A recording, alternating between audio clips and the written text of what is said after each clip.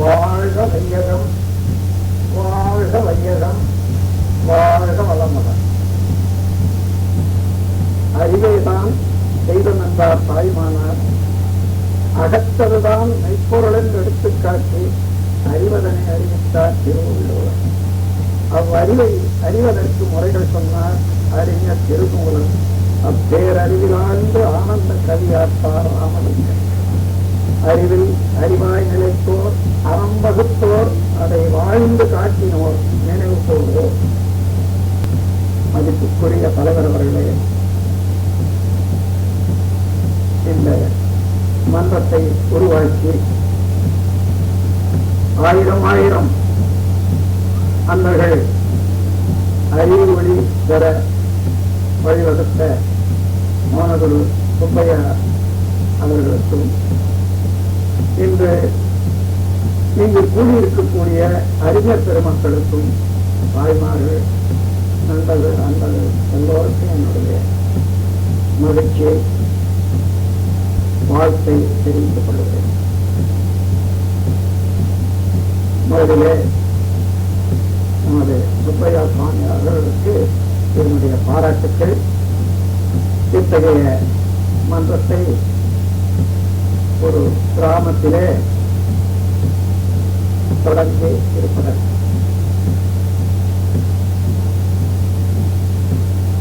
மனித குலம் மேன்மையுற வேண்டும் என்று சிந்திக்காமல் உள்ளவர்கள் அனைவருமே துடித்துக் கொண்டுதான் இருக்கின்றார்கள். நீண்ட காலமாக ஆங்காங்கே உலகில அந்த துடிப்பிலே இருந்து எழுந்த புதிய புதிய கருத்துகளும் அதை செயல்படுத்த வேண்டும் என்ற ஆர்வமும் உலகிலே புரட்சி என்ற வார்த்தை கொண்டு கொண்டிருக்கிறது. எல்லாவற்றையும் ஒதுக்கிவிட்டு ஒரு கூட்டம் சேர்ந்து கொண்டு நாம் இந்த திட்டத்தை நிறைவேற்றுவோம் என்று வரும்போதுதான் அது புரட்சி என்று சொல்றோம். இந்த உலகம் ஒன்றிணைந்து விட்டது. வேகமாக வசதிகளாகும், செய்தி போக்குவரத்தாகும். இனிமே இந்த புரட்சி என்பது எந்த இடத்திலையும் எடுப்பதாகும். புரட்சி என்றால் பொழுது கொண்டே இருக்கத்தான போய் விட வேண்டியிருக்கோம். ஆனால் நமக்கு இனி எதிர்காலத்துக்கு திரட்சி முறை வேண்டும். வாருங்கள் எல்லோரும் ஒன்றாக கூடி வாழ்வோம் என்ற அளவில ஒற்றுமையை வளர்க்கக்கூடிய அளவில ஒரு திரட்சி முறை கொண்டு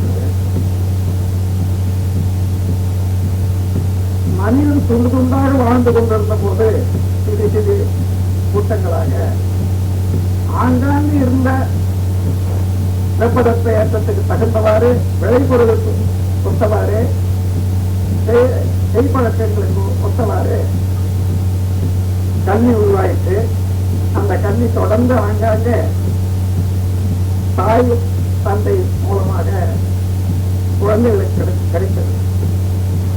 அந்த கல்விதான் பண்பாட்டு கல்வி என்று சொல்றோம். அந்த பண்பாட்டு கல்வி காலத்தால அறிஞர்களால இன்னும் கொஞ்சம் திருத்தப்பட்ட போது அது மதம் என்ற பெயரிட்டு பல இடங்கள்ல அது செயல்பட்டு வருது. அதன் பிறகு இப்ப விஞ்ஞானம் நடந்தது. விஞ்ஞான கல்வி உலகம் முழுவதும் மனித குலத்துல எத்தகைய நன்மையை ஏற்படுத்தி வைத்திருக்கிறது என்று யாராலையும் சாதாரணமா சொல்லிட முடியாது. நான் இப்ப இங்க பேசுறேன், அந்த கடைசி வரைக்கும் இருக்கக்கூடியவர்கள் பேசுறாங்கன்னா விஞ்ஞானத்தினுடைய அற்புதம் தான். அந்த ஒலிபெருக்கி இல்லைன்னா முடியாது. அப்படி விஞ்ஞானத்தினுடைய பெருமையை பேசுவதோடு அல்லாது எல்லோரும் அனுபவித்துக் கொண்டிருக்கிறோம். காலையிலிருந்து மாலை வரையில ஒவ்வொருவருடைய வாழ்க்கையிலையும் விஞ்ஞானம் கலந்து அந்த கல்வியில இவ்வளவு பெருமை வாய்ந்த கல்வி எல்லோருக்கும் உணவு, உடை, இலவச இருக்கக்கூடிய கல்வி. அப்படி இருந்தோம். அதனால ஏற்படக்கூடிய சிக்கலையும் அறிவையும் பகர்க்கக்கூடிய இன்னும் ஒரு கல்வி வேண்டும். பொதுவாக நம் முற்காலத்துல நம்முடைய பெரியவர்கள் சொல்லுவாங்க, கலாச்சாரம்னு சொல்லுவாங்க. அது 2 வார்த்தை உடையது. மனிதனுடைய வாழ்க்கையே கலைதான். கலை என்ன?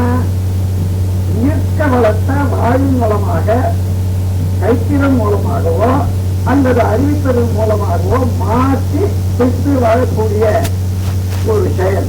அதுதான் கலை. அப்ப விஞ்ஞானம் ஒரு கலை தானே. பல கலைகளையும் ஒன்றிணைந்து கொண்டு ஊக்குவிக்கக்கூடிய கலைதான். ஆனால் அந்த கலை எவ்வளவுக்கு எவ்வளவு வளர்கிறதோ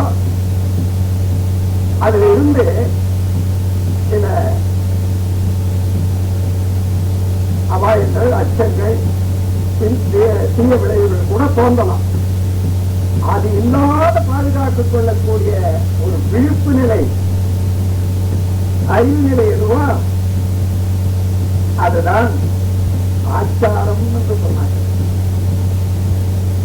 அந்த கலை எவ்வளவு வளர்கிறதோ அந்த அளவு ஆச்சாரம் வளர்ந்து கொண்டே போட்டார். கலை மாத்திரம் வளர்ந்து ஆச்சாரம் தாழ்ந்துவிட்டால் அந்த கலாச்சாரம் என்பதற்கு பேரே இல்லை. கலை உயரும், ஆச்சாரம் இல்லைன்னா யாருக்காக கலை? மனித வாழ்வுக்காக. அந்த மனிதனையே அழைத்து இப்ப பார்க்கிறோம். மனித வாழ்க்கை இவ்வளவு உயர்ந்திருந்த போது கூட அந்த வாழ்க்கைக்குரிய வசதிகள்ல பெரும்பாலும் ரூபாய்க்கு 10 என்று சொல்லலாம், அல்லது ஒரு ரூபாய்க்கு 60 பைசா என்று சொல்லலாம். அந்த அளவுக்கு சண்டை போடுறதுக்கு தயாரா இருக்கிறதுக்கும், சண்டை வந்தா சண்டை செய்ய இருக்கும், போருக்காகவே செலவழிக்க வருதுன்னா அது உலகம் முழுவதும் சேர்ந்து எடுத்த ஸ்டாட்டிஸ்டிக்ஸ். அந்த அளவுக்கு இன்னும் எங்க போய் முடியும்? நான் அமெரிக்காவில 84வது ஆண்டு இருந்த போது அங்க ஒரு ஸ்டாட்டிஸ்டிக் பேப்பர்ல பார்த்தேன். ஒரு திட்டம், உலக அணுக்குண்டுகள், அங்கு இருந்த அணுக்குண்டுகள் 200 தடவை உலகத்தை முழுக்க அழிக்கலாம், அந்த அளவு அணுக்குண்டுகள் இருக்கிறது என்று கணக்கெடுத்து விஞ்ஞானிகள் கொடுத்தாங்க. 84 என்ற போது இப்ப பாருங்க, 7 வருஷம் ஆச்சு. அந்த அணுக்குண்டை விட அதிகமான பவர், சக்தி வாய்ந்த அணுக்குண்டுகள் தான் பின்னால கண்டுபிடிச்சாங்க.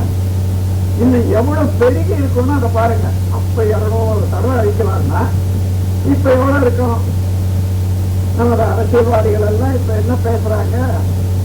இது நாங்க அணுகுண்டுகளை, அதாவது போர் தளவாளங்களை குறைக்க போறோம் என்றாங்க. குறைச்சிட்டோம்னு சொல்றாங்களே, என்ன சொல்றாங்கன்னா பாதி குறைச்சிட்டோன்றாங்க. அப்ப அந்த கணக்கு எடுத்து பார்த்தா இன்னும் 100 தடவை தான் அழிக்க முடியும் இந்த உலகத்தை. 100 தடவை உலகத்தை அழிக்கிறத மாத்திரம் வச்சுக்குது. இன்னும் அதுக்கு மேல இன்னொரு 100 தடவை. அதுக்கு காரணம் ஒண்ணு இல்லை, அது பழசா போச்சு, அதனால ஆயிடுச்சு. அந்த இந்த அரசியல் போற போக்குல என்னுடைய ஆராய்ச்சியில இவ்வளவு உயர்ந்த விஞ்ஞானத்தை 2 பக்கம் 2 பேர் கைப்பற்றி கொண்டாங்க. ஒரு பக்கம் வியாபாரிகள், ஆலை முதலாளிகள், ஒரு பக்கம் அரசியல்வாதிகள். ஆனால் ஆலை முதலாளிகள் பொருட்களை உற்பத்தி செய்து கொடுக்குறாங்க. எவ்வளவுதான் உற்பத்தி செய்தாலும் அவர்கள் ஏதாவது சாப்பிட போறாங்களா? இவனையே உற்பத்தி பண்றாங்க. உடம்பு தூக்கத்துக்கு மேல அதை கட்ட முடியுமா? சாப்பாடே ஜாஸ்தியா உற்பத்தி பண்றாங்கன்னு வச்சுங்க, ஜீரணிக்கிறதுக்கு மேல அவங்கதான் உபயோகிக்க முடியுமா? முடியாது. எல்லாமே சமுதாயத்துக்கு தான் விடுறாங்க. ஆனா அழிக்கக்கூடியவர்கள் அரசியல்வாதிகள் தான். போரை ஏற்பட்டு போருக்கு வேண்டிய திட்டத்தை வேற தயார் பண்ணி வச்சுக்கிட்டே இருக்காங்க. சில ஒரு இடத்துல ஒரு பொது மீட்டிங்ல பேசிக்கொண்டிருந்த அன்பர் பார்த்தவார். அவர் எப்படி சொல்றாரு, எப்படி என்றாரு, கட்டி பேசுறாரு, நாம 2 பேரும் ஒன்னாதான் சமாதானமா தாங்க இருக்கணும், இனிமேல் நாம சட்டம் போடக்கூடாது. அப்புறம் பக்கத்துல இருக்க கேட்கலாமா, கட்டி தீட்டிக்கிட்டே சமாதானம் திடீர்னு அடிக்கணும்னா என்ன பண்றது? இதுதான் இன்னைய சமாதானம். அந்த இந்த சகாப்தத்துல விஞ்ஞானம் எவ்வளவு உயர்ந்திருக்கு. அந்த விஞ்ஞானத்தினால எதற்காக விஞ்ஞானம்? மனித வாழ்க்கைக்கு என்று எல்லாருக்கும் தெரியும். எந்த மூலமுழுக்கலையானாலும் சரி, எந்த வகையிலானாலும் சரி, மனித வாழ்வுக்கு முரணாக இருக்கக்கூடாது அந்த விஞ்ஞானம் என்ற அளவுக்கு ஒரு கல்வி வேணும்னால் அது வந்துதான் ஆகணும். அத்தகைய விஞ்ஞானம் தான் என்று ஆன்மீக கல்வி, மனித இன வாழ்க்கை கல்வி. அந்த மனித இன வாழ்க்கை கல்வியினால்தான் உலகம் உருப்படும். என்ன தேவை? எல்லாம் அந்த பழக்கம் இந்த பழக்கம் நாம எத்தனையோ பழக்கங்கள் ஏற்பட்டு வச்சிருக்கிறேன். சடங்கு சம்பிரதாயங்கள் பெரிய எல்லாத்தை விட அறிவே இல்லாத மூடத்தனமான சடங்குதான் யுத்த தளவாரம். தேவைதான? பழக்கத்தினாலதான் இந்த சடங்கு வெற்றிலே தவிர அந்த பழக்கம் பிடிவாதம் வேற ஒண்ணும். இதுவரைக்கும் எத்தனை யுத்தம் நடந்தது?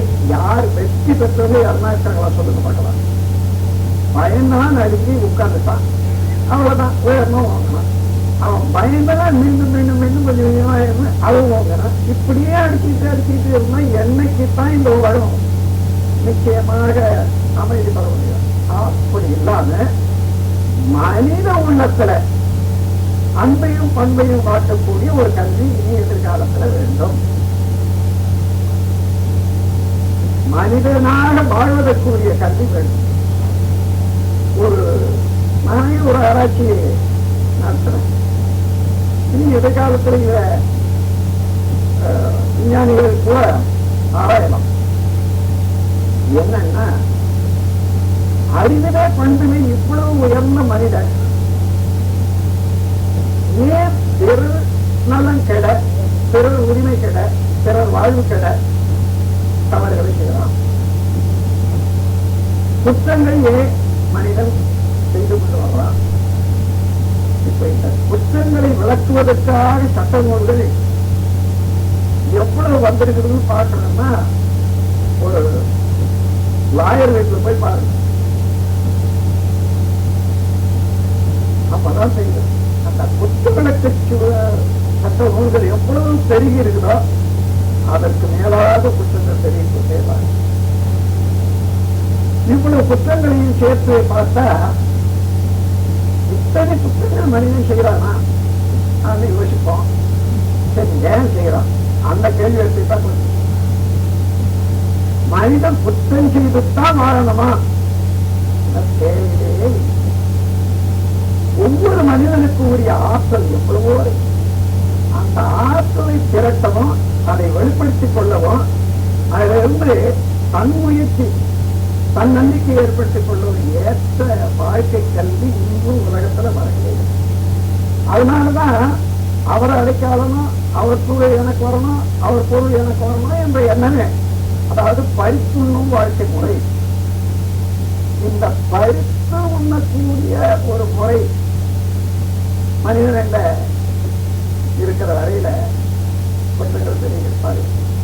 இந்த பரிசுண்ணுதல் என்ற ஒரே ஒரு குற்றம் மனிதன் செய்யலன்னு வச்சுங்கண்ணில இருந்து எல்லாரும் சேர்ந்து ஒரு கற்பனையாக ஒரு கூட்டம் போட்டு இனிமே யாரும் ஒருவருக்கு ஒருவர் பரிசுண்ணுவதில்லை என்று உலகம் முழுத்து சேர்த்து ஒரு திட்டம் போட்டு நாளையிலிருந்து எப்படி இருக்கும் உலகம்?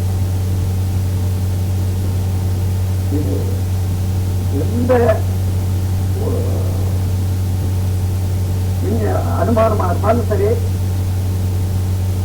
நாலாவட்டத்துல அதுதான் செயலுக்கு வரும். ஏன்னா நீதி, இயற்கை நீதி படித்துள்ள வேண்டியது அவசியமே இல்லை.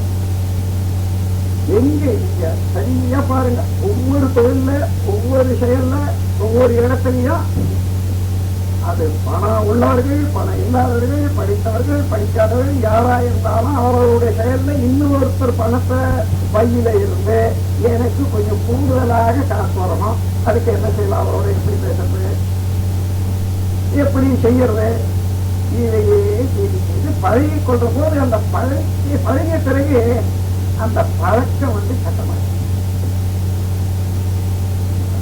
பழக்கம் தான் சட்டமாச்சுப்பா. நேர்மை ஒன்று சட்டமாக வேணும். ஏன்னா நேர்மையாக வாழ தெரிந்தவன் சட்டம் செய்திருந்தால் சட்டம் நேர்மையாக இருக்கும்.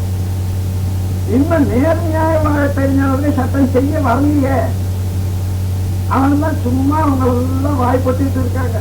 எங்க வந்த அடி போறாங்க, அவர்களுக்கெல்லாம் ஒரு துணி வரக்கூடிய அளவுக்கு இன்னைக்கு இருக்கக்கூடிய இளைஞர்கள் தான் அதுக்கு வழியை காட்டணும்.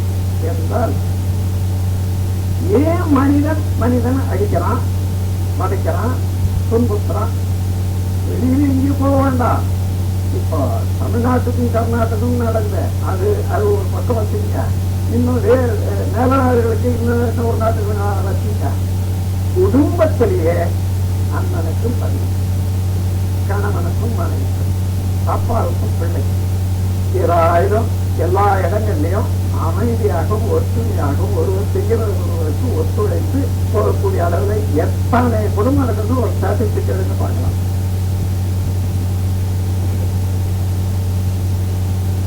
காரணம் என்னன்னா அந்த பண்பாடு கரு உருவாகிறதுல இருந்தே வரணும்.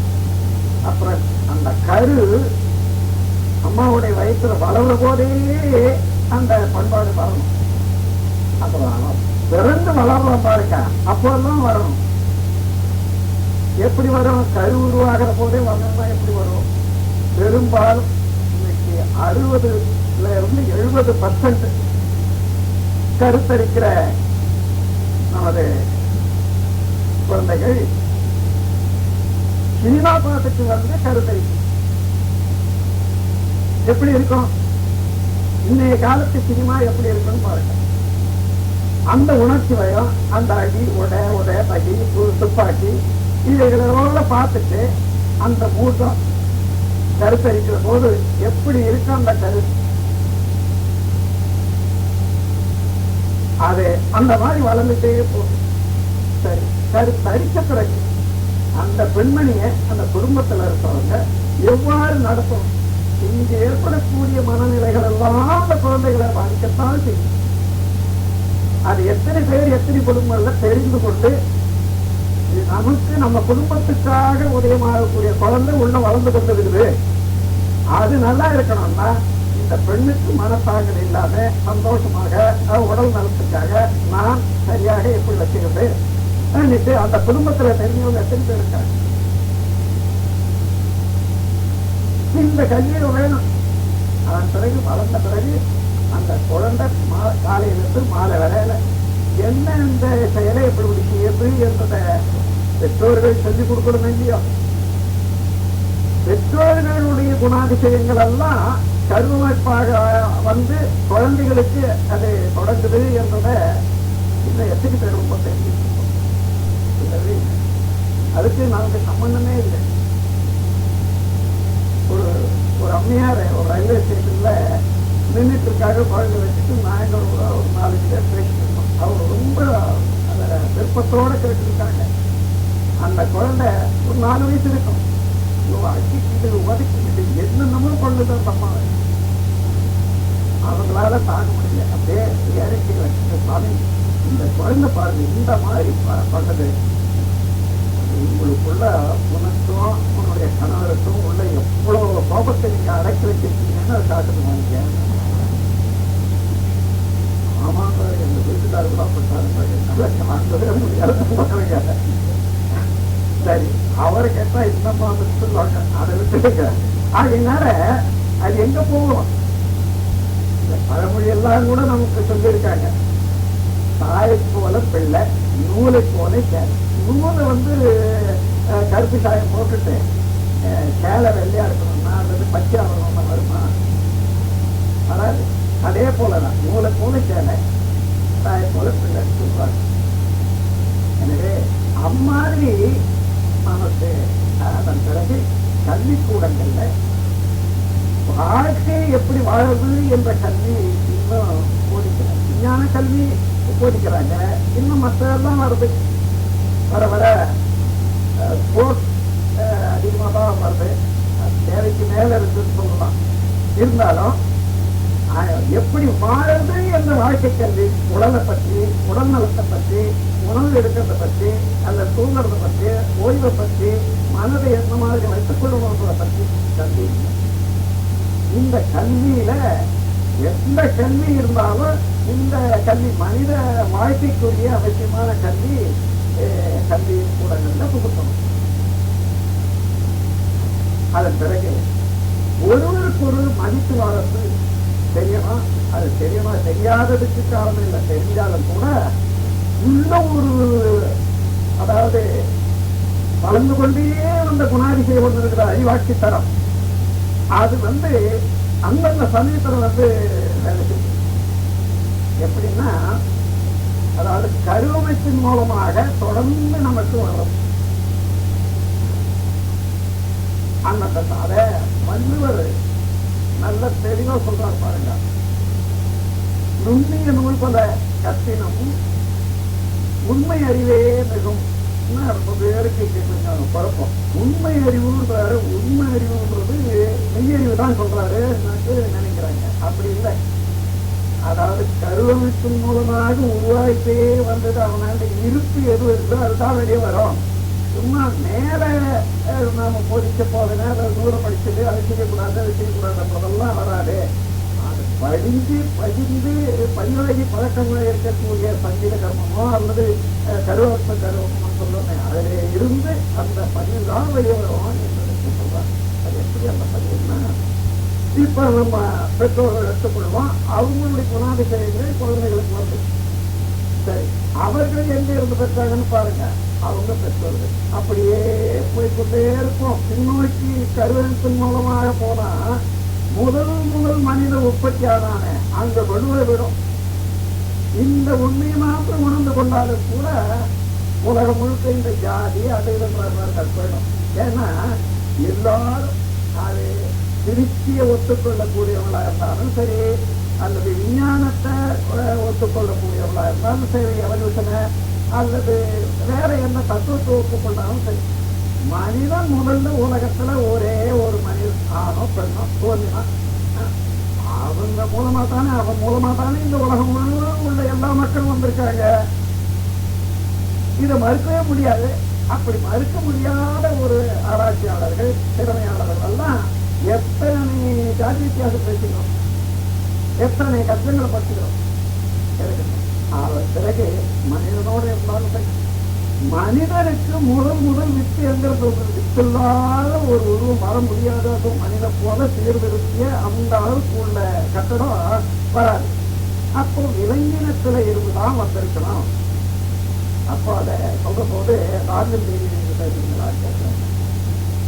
யார் சொன்னாலும் என்ன, அறிவுக்கு சரியா இருந்தா ஒத்துக்கொள்ள வேண்டிட்டாரு. அப்போ ஐயறி விளங்கணும். அதுல இருந்து தொடர்ந்து போனா 2 அறிவு புல் வரையில எல்லாம் நகரும் பிராணிகள் தான். அங்க அவர்களுடைய வாழ்க்கை முறையை நாம பார்த்தோம். எல்லா உயிர்களும் ஏதோ பசு, ஆடு, யானை தவிர மற்ற எல்லாமே இன்னொரு உயிரை அடிச்சு அதனுடைய ஊனை சாப்பிட்டு ஆரம்பிப்பான். அப்ப அடிச்சு கொன்று அதனுடைய உணவுக்காக ஊனை எடுத்து சாப்பிடக்கூடியதுல பதிவு, செயலையும் பதிவு இருக்குது, எண்ணத்திலையும் பதிவு இருக்குது, அதனுடைய கேரக்டர் அதே பதிவாக இருக்கும். அதோட கொலை இருக்குது, திருடு இருக்குது. அதுல பிறப்புரிமையை பாதிக்கக்கூடிய அலட்சியம் இருக்கு. இந்த 3 விலங்கினத்தாண்ட இருக்குது. ஆனா இந்த தப்பு இல்லை. காரணம், தானே உணவை உற்பத்தி செய்ய திறமையும் இல்லை, தெரியும் இல்லை. அப்ப அவங்களெல்லாம் செய்வாங்க. எல்லாத்தையும் செய்ய தெரிந்தவன், அதுவும் விஞ்ஞான வளர்ச்சியில மேல ஓய்வு வந்தவன், இவையே மனிதனை அடிச்சு துன்புறுத்தணும். அந்த பரிசோதக்கூடிய செயல் மனிதனுக்கு ஏன் ஒவ்வொருவரும் 100 பேருக்கு உள்ள ஒரு பெரிய பொருள் துறையில நிறைவு ஏற்பட்ட முடியும். அந்த அளவுக்கு ஒவ்வொருவருடைய ஆற்றல், அந்த ஆற்றலை தெரிந்து கொள்ள செய்யணும். தெரிந்து கொண்ட பிறகு ஒவ்வொருவரும் அது தன் நம்பிக்கையோடு வாழறதுக்குரிய வழிய இந்த 15 ஆண்டுகளுக்குள்ளாக கொண்டாந்து சொல்லணும். ஒரு ஒரு சின்ன யூகத்துக்காக கொடுக்கிற ஒரு இமேஜினேஷன் தான் அது மாற்றி கேட்பாங்க. இன்னைக்கு நம்ம நாட்டுல எத்தனை கல்லூரிகள் இருக்குது. இந்த கல்லூரிகள்லாம் தொழிற்சாலையை மாற்றணும். எப்படி மாற்றலாம்னா 4 மணி நேரம் உயர் கல்வி கற்றுக்கொள்ளட்டும், 4 மணி நேரம் அந்த தொழில் சம்பந்தப்பட்ட கைத்திறனோட வேலை செய்யக்கூடிய தொழிலாக இருக்கட்டும். ஒரு கட்டட கலைஞன் இருக்கான். அந்த கட்டட கலைஞன் 10 வயசுல இருந்து 15 வருஷம் வரைக்கும் கல் எடுத்து அடிச்சு சிவரு கட்டுற வேலை 4 மணி நேரம் இருக்கட்டும். அதன் பிறகு அந்த கட்டடத்தினுடைய முழுமையான கணக்கு போட்டு அதெல்லாம் விஞ்ஞானியாகி என்ஜினியராக வரக்கூடியது 20 இன்னும் ஒரு 5 வருஷம் இருக்குங்க. 20 வருஷத்துக்குள்ளாக இந்த கட்டடத்துக்கும் அது நிறைய ஆகும். கட்டட கலைஞனும் வந்துடுறான். இந்த கட்டடம் கட்டுற போது மக்களுக்கு வேண்டிய பொருட்களையும் முடிஞ்சு போகுது.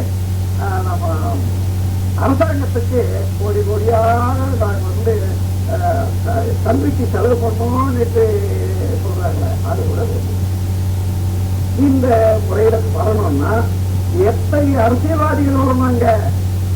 அந்த அரசியல்வாதிகள் உற்பத்தி செய்யணும்னா மக்கள் எல்லாம் எவ்வளவு சேர்ந்தவர்களாக இருக்கிறார். இதுல அத்தகைய முறையில மக்களுக்கு சிந்தனை ஊட்டி என்ன வேணும் என்ன வேண்டாம், வேண்டும் வேண்டாம் என்ற வார்த்தையை கூட நம்ம நாட்டில் மாற்றிட்டோம். என்னன்னா வேண்டும், அதாவது என்ன வளம் நம்ம இருக்குது, இன்னும் என்ன தேவை, அந்த வேண்டலும் வளத்தையும் தெரிந்து கொண்டு அதுக்கு தகுந்தவாறு நாம் வாழணும் என்றதுக்காக வந்த வார்த்தை வேண்டல் வளம் தெரிஞ்சு வாழணும்னு சொன்னாங்க. பாருங்க, இப்படி அப்படிமா ஆக்கி கொஞ்சம் கொஞ்சமா பெருக்கி அதை மண்டலாளம்னு ஆயிட்டாங்க. எவ்வளவு அழகான வார்த்தை பாருங்க. வேண்டல் வளம் தெரிந்து வாழணும் சொல்றதெல்லாம் மண்டலாளம் தெரிஞ்சுதான் வாழணும். அந்த மாதிரி இந்த நமக்கு என்ன வேலை என்ன இருக்குது என்றது தெரியறதுக்கு வாய்ப்பே இல்லை இன்றைய கல்வி. அத்தகைய கல்வியெல்லாம் வரணும்னு சொன்னா எல்லாம் உட்காந்துருக்கு. ஒவ்வொருவருக்கும் அந்த பங்கு எல்லாம் குடும்ப தலைவர்கள். உங்கள் குழந்தைகளுக்கெல்லாம் அம்மாதிரியான கல்வி, நல்ல கல்வி வரணும். இந்த நாட்டுக்கு ஒரு சிரமமே இல்லாத முதல் திட்டத்தில் கொடுக்கலாம். 10 ஆண்டு காலத்துல இருந்து சைனிக் ஸ்கூல்ஸ் இருக்குது நம்ம நாட்டுல. அந்த சைனிக் ஸ்கூல் மாதிரி இன்னும் எல்லா ஊர்லயும் வைக்க முடியாது. 10 வயதுல இருந்து 20 வயது வரைக்கும் ரெசிடென்சியல் ஸ்கூல். இதே முறையில முதல் 5 வருஷம் ஜூனியரா இருக்கான், அதுக்கு அடுத்த வருஷம் சீனியர் ஆகலாம். அதே தொழில்ல அந்த 20ஆவது வருஷம் தொழில் நிபுணனாக வரலாம். தொழில் இருந்த தொழில் நிபுணத்துவம் இருந்தா இன்னொரு பொருளை அழிச்சு இன்னொரு கேட்டு வாங்கணுன்ற கையேந்திர புத்தியோ அல்லது பிடுங்குற புத்தியோ இருக்குமா? குற்றங்கள் எல்லாம் எங்க பிறகுது பாருங்க. அத்தகைய முறையில் ஆராய்ச்சி செய்தாலும் இதையெல்லாம் திட்டமாக்கி செயல்படுத்தத்தக்க வல்லவர்கள் அரசியல்வாதிகள் தான்.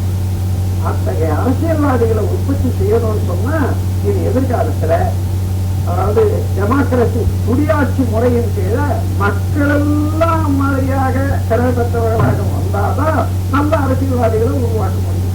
இல்லையானா இப்போ மேல்நாட்டில் ஒரு கேள்வி கேட்டா ஒரு அம்மா, இவ்வளவு தூரம் சலுகை வந்திருக்குது, நாங்கள் எல்லாம் எல்லா சலுகையும் கூட அடையிறோம். இருந்தாலும் பெண்கள் இனத்தை ஒரு அளவுல குறைச்சிதான் பாக்குறாங்க இந்த நாட்டுல கூட. இதுக்கு என்ன சுவாமிஜி, இன்னும் ஒரு மதத்திலையும் சரி இன்னும் அரசியலும் சரி இறக்கிதான் வச்சிருக்காங்களே தவிர சமமா இல்லையே கேட்டாங்க. அரசியல் நூலும் அரசியல் சட்டமும் மத நூல்களும் யாரு மாணவர்கள் தெரியுமான்னு எனக்கு தெரியலீங்க. ஆம்பளை தான் கேட்டாங்க. அதாவது மேட்சுவல் அரகத்தை வச்சுக்கிட்டு செய்திருக்காங்க. அங்க பெண்கள் அதை கேட்டு அதை பற்றி பார்த்து திருத்தத்துக்கு அந்த காலத்துல இல்லை. இந்த காலம் இப்ப நீங்க வந்திருக்கீங்களே, இப்ப நீங்க முன்ன நின்று அரசியல் சட்டத்தை எழுதுங்க, மத நூல்களை எழுதுங்க, இனிமே உலகம் நல்லா இருக்கும் சொல்றேன். இப்போ செய்தது என்னாச்சு, அதான் யாரும் செய்தாங்க அந்த மாதிரி அரசியல்ல. இன்னும் சில இடங்கள்ல பேரறிஞர்கள்லாம் கூடிதான் சட்டம் செய்யறாங்க.